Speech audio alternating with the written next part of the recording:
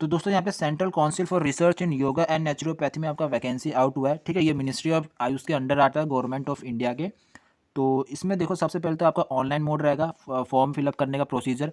और इसका starting date आपका 15 जनवरी से स्टार्ट हो गया था, 15 जनवरी 2024। एंड लास्ट डेट इसका फॉर्म फिलअप करने का 4 मार्च 2024 इतने बजे तक। और इसमें देखते हैं आप पोस्ट, देखते कौन कौन से पोस्ट पे आपका वैकेंसी आउट हुआ है और कितना कितना वैकेंसी आउट हुआ है। तो इसमें आपका नेम ऑफ पोस्ट हो गया और ये कैटेगरी वाइज वैकेंसी डिफाइन है और टोटल यहाँ पे पोस्ट दे रखा है जिसमें किसमें कितना है, ठीक है। सबसे पहला पोस्ट यहाँ पे research officer yoga and naturopathy में आपका टोटल 10 वैकेंसी है। उसी तरह रिसर्च ऑफिसर न्यूरो साइकोलॉजी में आपका 2 हो गया, ठीक है। और इसका वैकेंसी कितना है, 2 वैकेंसी निकले आपका रिसर्च ऑफिसर लाइफ साइंस में। नेक्स्ट है आपका इस पोस्ट के लिए आपका 2 वैकेंसी आउट हुआ है टोटल। नेक्स्ट है आपका मेडिकल ऑफिसर, मेडिकल ऑफिसर में कितना वैकेंसी आउट हुआ है, 2। और इस पोस्ट के लिए आपका टोटल 2 वैकेंसी है। नेक्स्ट है आपका असिस्टेंट सेक्शन ऑफिसर, तो इसमें आपका टोटल 2 वैकेंसी है। जूनियर हिंदी ट्रांसलेटर में भी आपका 2 वैकेंसी है, ठीक है। और इसमें आपका 2 वैकेंसी हो गया। अकाउंटेंट में आपका 3 हो गया। जूनियर स्टेनोग्राफर इंग्लिश के लिए आपका 1 वैकेंसी, एक ही वैकेंसी। इसमें एमटीएस वालों के लिए यहाँ पे 2 वैकेंसी है, ठीक है। तो टोटल आपका 32 वैकेंसी हो गया। तो दोस्तों यहाँ पे आपका फॉर्म फीस का बात करें तो जो 1 से 5 तक जो भी पोस्ट दे रखा है उसका जनरल जनरल और ईडब्ल्यूएस कैटेगरी का यहाँ पे 1000 रुपीज़ फीस है, ठीक है। और आपके हो गए एससी, एसटी, ओबीसी, ठीक है, ईएसएम कैटेगरी एंड पीएच वालों के लिए यहाँ पे कितना फ़ीस है, 500 रुपये। तो 1 से 5 नंबर के पोस्ट के लिए ये है। और नेक्स्ट आपका 6 से लेकर जितने भी ये 12 नंबर के पोस्ट है, 12 नंबर तक का, 6 से लेकर 12 नंबर तक का जितना भी पोस्ट है उसमें जनरल और ईडब्ल्यूएस वालों के लिए यहाँ पे 500 रुपये फ़ीस हो गया। एंड आपका SC, ST, OBC, ESM and pH candidate के लिए यहाँ पे 250 रुपये फ़ीस है। तो फीस का मैंने बता दिया। बाकी देखो आपका ये जॉब जॉब ऑल इंडिया है, ठीक है। ऑल इंडिया में आपका पोस्टिंग होएगा और ये आपका परमानेंट परमानेंट गवर्नमेंट जॉब है, ठीक है। परमानेंट गवर्नमेंट जॉब है। एग्ज़ाम सेंटर आपका चॉइस मिलेगा, ठीक है। फॉर्म में आपको चॉइस मिलेगा फिल करने को, वो मैं आपको बता दूंगा। नेक्स्ट देखो इसमें आपका क्वालिफिकेशन वगैरह देखते हैं, क्वालिफिकेशन क्या क्या चाहिए। तो इसमें देखो research officer yoga and naturopathy में आपका BNYS एंड PhD इन योगा या नेचुरोपैथी होना चाहिए फ्रॉम ए रिकॉग्नाइज्ड यूनिवर्सिटी से, ठीक है। या तो फिर आपके पास ये वाला क्वालिफिकेशन हो या फिर ये वाला।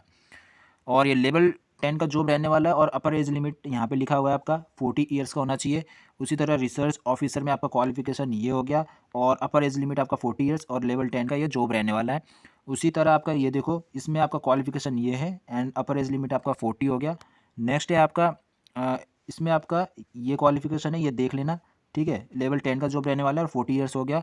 और मेडिकल ऑफिसर में आपका क्वालिफिकेशन देखो ये पूरा लिखा हुआ है। इसमें आपका एक्सपीरियंस भी मांगा गया है, maximum 3 year experience in health care institution में। लेवल 10 का जॉब रहने वाला है और 40 ईयर्स अब इसका अपर एज लिमिट रहने वाला है। नेक्स्ट है आपका ये वाला पोस्ट के लिए और इसमें क्वालिफिकेशन आपका ये होगा, लेवल 7 का जॉब रहने वाला है और ये 30 ईयर्स का अपर एज लिमिट है इसमें। नेक्स्ट है आपका असिस्टेंट सेक्शन ऑफिसर, इसमें आपका कोई सा भी डिग्री होना चाहिए यूनिवर्सिटी का। एंड आपका लेवल 6 का जॉब रहने वाला है, अपर एज लिमिट इसका 30 ईयर्स दे रखा है। जूनियर हिंदी ट्रांसलेटर आपका क्वालिफिकेशन देखो ये रहने वाला है।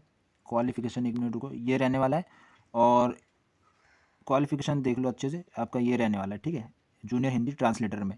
और आपका अपर एज लिमिट इसमें 35 ईयर्स का है। नेक्स्ट है आपका नेक्स्ट पोस्ट है आपका ये, इसमें आपका क्वालिफिकेशन डिग्री चाहिए आपका कोई सा भी और गवर्नमेंट रूल्स रेगुलेशन या प्रोसीजर का आपका नॉलेज होना चाहिए क्योंकि आपके एग्जाम में भी पूछा जाएगा इस पे से।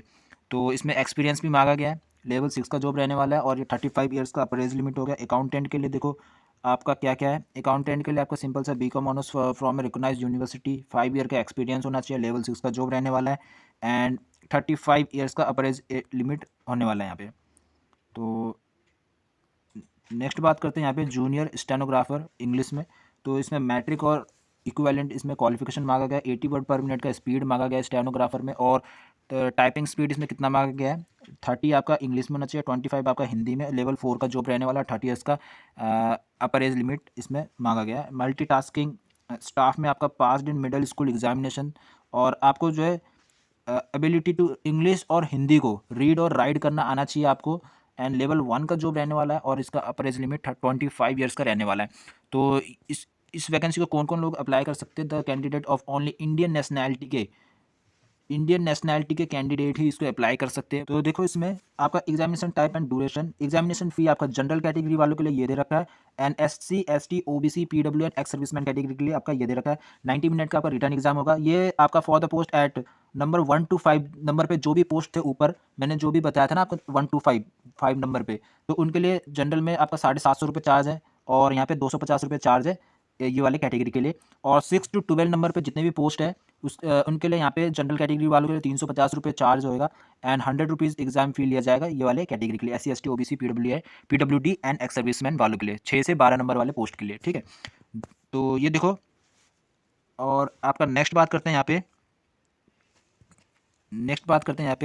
यहाँ पे आपका पोस्टिंग कहाँ पे होगा? तो सेलेक्टेड कैंडिडेट का anywhere in India, all India में हो सकता है। ठीक है, कहीं पे भी हो सकता है आपका पोस्टिंग, ये नहीं कि आपका दिल्ली में ही होएगा, कहीं पे भी हो सकता है। नेक्स्ट है आपका, तो देखो रिटर्न टेस्ट के लिए आपका एडमिट कार्ड जो है 4 से 6 दिन पहले आपको या तो मेल पे आ जाएगा। ठीक है, मेल कर दिया जाएगा, और आप जो है ना इसका वेबसाइट में जाके भी आप डाउनलोड कर सकते हो अपना एडमिट कार्ड। ठीक है, ईमेल के थ्रू आपका एडमिट कार्ड आपको सेंड कर दिया जाएगा, और आप ये वाले वेबसाइट में जाके भी आप जो है एडमिट कार्ड डाउनलोड कर सकते हो अपना।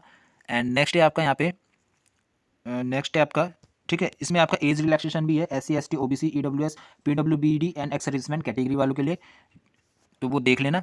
और नेक्स्ट है आपका, नेक्स्ट देखो, आप जो है ना जो भी मेल डालोगे तो वो बिल्कुल सही डालना है। अगर आपने जैसे ईमेल आईडी जो भी डाला उसका पासवर्ड भूल गए तो ये, और आपका ईमेल आईडी एक बार डल गया तो दोबारा चेंज नहीं होएगा। तो यहाँ पे साफ लिखा गया कि आप ही रिस्पॉन्सिबल होगे कुछ भी ऐसा होता है तो। ठीक है, और यहाँ पे देख लो कट ऑफ के बारे में। तो कट ऑफ वगैरह ये है कि जनरल कैटेगरी वालों को 35% स्कोर करना पड़ेगा, OBC EWS कैटेगरी के लिए यहाँ पे 30%, एंड ये वाले कैटेगरी के लिए 25%। ठीक है, अगर आपका जैसे एग्जाम जैसे नॉर्मलाइजेशन के बाद in the event tie in the normalise score of candidate in computer based exam में आपका नॉर्मलाइज होने के बाद टाई होता है, तो आपका किस बेसिस पे जो है आपको जो है प्रेफरेंस दिया जाएगा। तो ये देखो आपका total marks in computer based examination जिसका हाईएस्ट है उससे सेलेक्ट किया जाएगा। अगर इसमें भी टाई हो रहा है तो डेट ऑफ बर्थ में जो भी ज़्यादा एज का रहेगा उसे जो है सेलेक्ट कर लिया जाएगा।